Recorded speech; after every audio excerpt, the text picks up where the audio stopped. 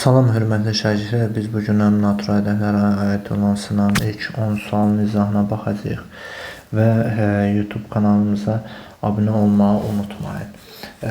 İndi keçib biz buradan bir nömrəli suala baxaq. Bizə deyir n və n sadə ədədlərdir və deyir ki n fərqlidir n. Deyir n vuraq n hasilinin neçə natural böləni var. M ilə n sadə ədəddirsə birini 3 götür, birini də 2. Bu 3 vuraq 2-nin deyirində neçə natural bölən var? Natural bölən sayını tapanda 3-dən neçədə nədir burada? 1-dən nədir? Yazıram 1 üstə gəl 1. 2-dən neçədə nədir? Bəs 1-dən nədir? Yazıram 1 üstə gəl 1.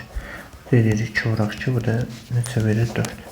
Bu da olur D bəndi. Keçdik 2 nömrəli suala. 2-də bizə deyir ki 60 ədədinin sadə bölənlərini cəmi tap.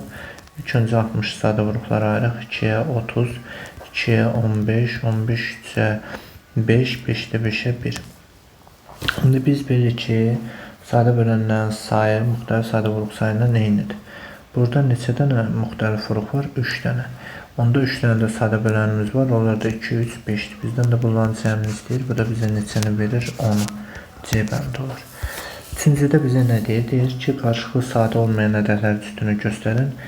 Bax, A bəndində qarşılıqlı sadədirlər. Niyə? Çünki 1 ilə istənilən ədəd qarşılıqlı sadə olur. B bəndində 24 ilə 25 ardıcıl ədəddir, ona görə onlar da qarşılıqlı sadədir.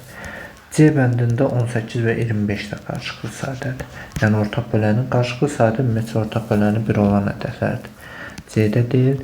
D bəndində 15 və 17 bunlar ardıcıl təkdir, bunlar da qarşılıqlı sadədir. Amma E bəndində 14 və 21 bunlar qarşılıqlı sadə deyil. Çünki bunlar hər ikisi birdən başqa da ortaq bölənləri var. Yəni hər ikisi 7-yə də bölünür. Ona görə bunlar qarşılıqlı sadə deyirlər. Doğru cavab E bəndi olur. Dördüncüyə keçək. Bizə nə verir? 24, 3, 8 B ədədi verir. Deyir bu ədəd B-nin hansı qiymətində həm 3-ə həm də 4-ə bölünür. 4-ə bölünməsi üçün son 2 rəqəm gərək 4-ə bölünsün. Onda son 2 rəqəmin yaratdığı ədəd 80 neçələrdən hansı ədədlərdir? Deməli 4-ə tam bölünən biri 80, biri 84, biri də 88. İndi bu 0, 4, 8 yazanda bu 4-ə tam bölünür. İndi bu 3-ə bölünməsi üçün rəqəmlər cəmi də gərək 3-ə bölünsün. Bu da rəqəmləri cəmləsək 6, 3, 9, 9 üstə 8, 17 üstə gəl B olur.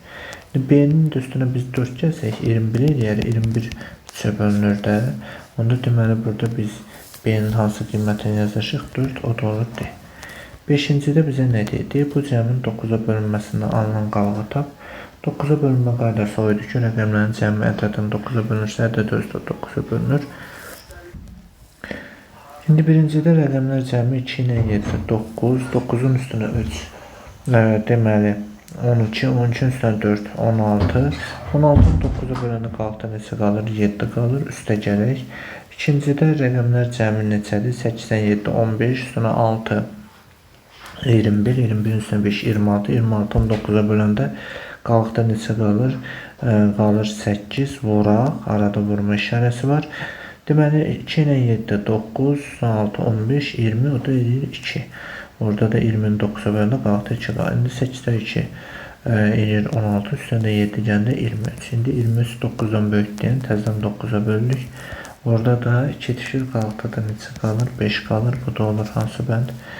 C bəndi olur. Keçdik buradan 6 nömrəli suala. Deyir 3-ə bölünən ədədi göstərin. Bax burada D bəndi olur. Nəyə görə? Çünki 27 üstü 5 vuraq 47 yazıb. Burada əgər vuruqlardan biri bölünürsə 27 özü bölünür də. Elə hasil də deməli bölünür. O da D bəndi olur. Keçdik buradan biz neçəyə? 7-yə. 7-də bizə nə deyir? Deyir bax bu ədədi verib bizə. Deyir bax bu ədəd 5 rəqəmli ədəd 5-ə böldükdə qalıqda 2 alınır. Deməli biz fikirləşir ki 5-ə bölündə o vaxt qalıqda 2 qalır ki ədədin sonu 2 ilə bitsin ya da 7 ilə bitsin. Məsələn 12, 17, 22, 27 və s.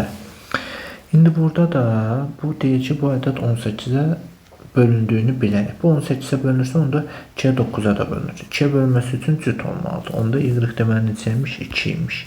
Gətirib yazırıq. Onda ədədimiz bu şəkildə olur. İndi bu 18-ə bölünürsə 9-a da bölünür. Onda rəqəmlər cəmi deməli 9-a bölünməlidir. Bu rəqəmləri cəmləyəndə eləyir 12 üstəgəl x. Onda x-imiz deməli neçə olmalıdır? 6 olmalıdır ki, 12 üstə 6 gəndə 18 eləyir, 18 bölünür. X 6, y-də 2 bizdən bu ikisinin açısını istəyir. Bu da 12 olur, bu da A bölünür olur. 8-də bizə nə deyir? Deyir 3A kvadrat üstəgəl 7 üstü 5 cüt ədəd. Bu o vaxt cüt olar ki, A-nın yerində tək olsun. Məsələn, A-nın yerinə 1 yaz. 1-in kvadratı 1, 3-ə vuranda 3 üstəndə 7 gəndə 12, daha doğrusu 3 üstəndə 7 gəndə 10, 10 üstü 5-də yəni cüt verir. Çünki 10 özü cüt ədəddir. Cüt ədədində istənilən qüvvəti bizə cütü verir. A-mız deməli 1 deyir, aşağıdakı arada hansı təkdir? O da C bəndə olur. 7A kvadrat üstəgəl 8. 1-in kvadratı 1, 7-yə vuranda 7 üstəndə 8 gəndə 15 edirdim. Bu da belə. Keçdik 9 nömrəli suala. 9-da görək bizə nə deyir? Deyir, n-in neçə natural qiymətində ifadəsinin qiyməti natural olar?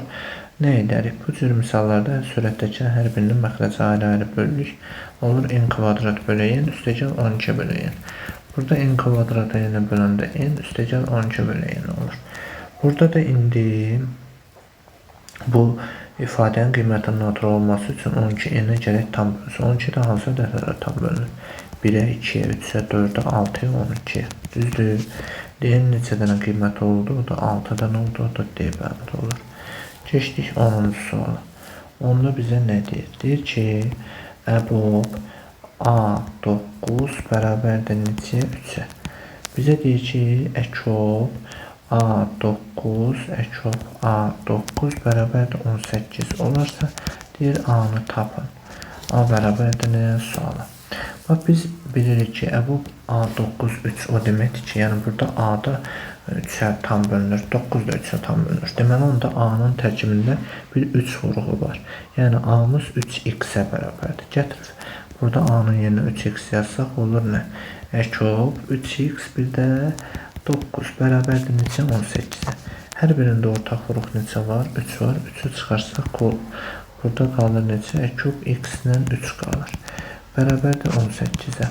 18-dən 3 ixtisar getdi. Burada 6, burada 1. Və burada həmişə ortaq vuruq çıxardanda yadınızda saxlayın ki, burada qalan ədədlər bir-biri ilə qarşılıqlı sadə olur. Qarşılıqlı sadə ədədlərində əkob elə olan hasildir. Yəni 3x edir. 1-ə vuranda ilə 1-ə vuranda 3x edir. Burada bərabərdir 6x də bərabərdir 2. Bizdən A-nı istəyir. A da burada 3x edir. 3-də 2, 6 edir. Bu da olur C.